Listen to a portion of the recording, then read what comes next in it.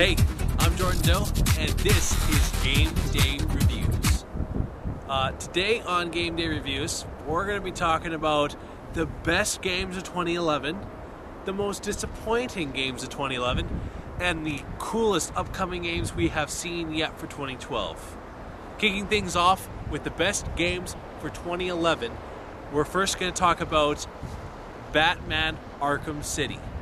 Batman Arkham City is a beautifully crafted action game with Batman and Catwoman and all the enemies you're used to in the Batman universe. Now, the thing that made Batman Arkham City over the top amazing was how well all the action sequences you could think of involving Batman were crafted in such an open world, an open universe. Amazingly, you can go anywhere and it's huge. Lots of things you can do, and you have absolutely perfectly crafted fighting techniques. You got absolutely crazy, you're gliding, you go from roof to roof, you're taking out thugs on the ground, you swoop down, you take guys out, and there's really cool scenes involving Joker and Riddler and you name it. Batman characters you've become used to in the comic books. You see them in this beautiful universe, and the action is to a T amazing. That is why Batman Arkham City is one of the best games of 2011, my friends. And next, Uncharted 3, Drake's Deception.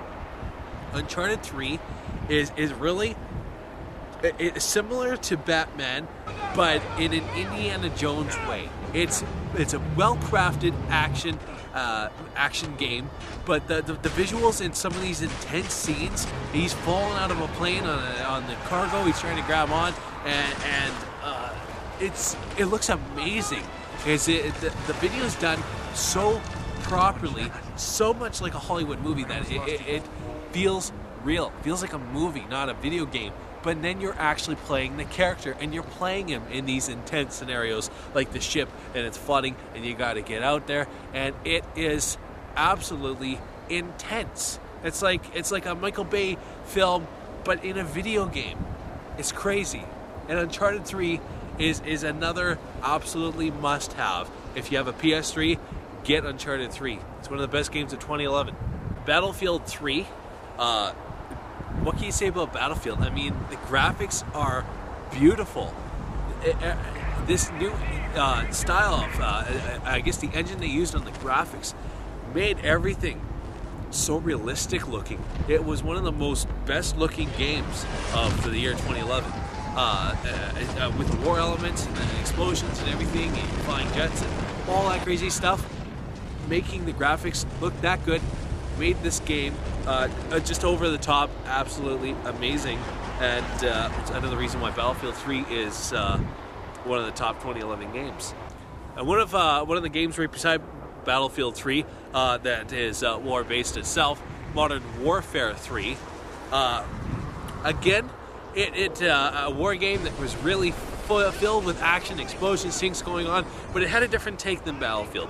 It was more of a Michael Bay movie in a video game once again, with intense action. Everything's everything possible is going wrong, and you're somehow gonna find a way out of this. And you intense World War III style things happening.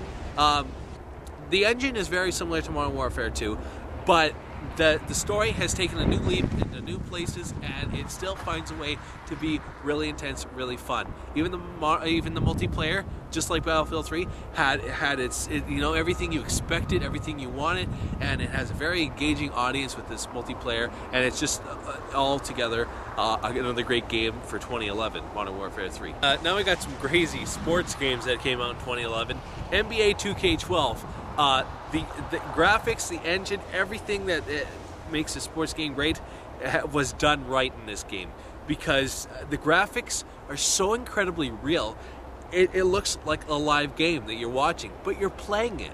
It's intense when you collide bodies, when you're dunking, when you're defending.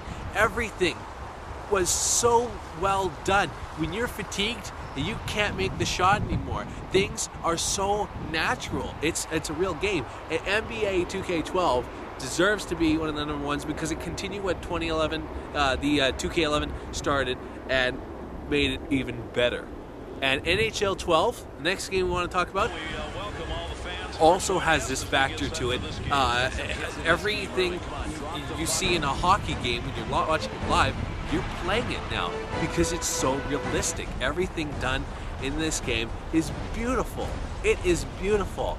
The visuals, the sport itself, it couldn't look better on a video game. Seriously, that's why NBA 2K12 and NHL 12 are absolutely amazing sports games for the year 2011. Of course, we're not done yet. There's still some great games for the year 2011, including Legend of Zelda Skyward Sword, Nintendo's best effort to date, perhaps. Maybe not the best Zelda game ever, but definitely up to par with Ocarina of Time, which is still considered one of the greatest Zelda games, because this game took the Wii motion controls and made them work. The swordplay, everything was proper. It was proper, it felt right. When you had that controller in your hand, everything felt natural. And the gameplay itself, the storyline, everything, Nintendo did perfect. This game is a best Wii game, I think, ever. Next on the list, we have Assassin's Creed Revelations. They've taken another step in the Assassin's Creed story. We see Ezio as an older man in this game, but he's got some new toys to play with this time. He's got a hook that he he uses in combat now, and there's there's little ropes that are connecting to buildings and stuff like that in the environment that you can now use to shortcut your way through the environment.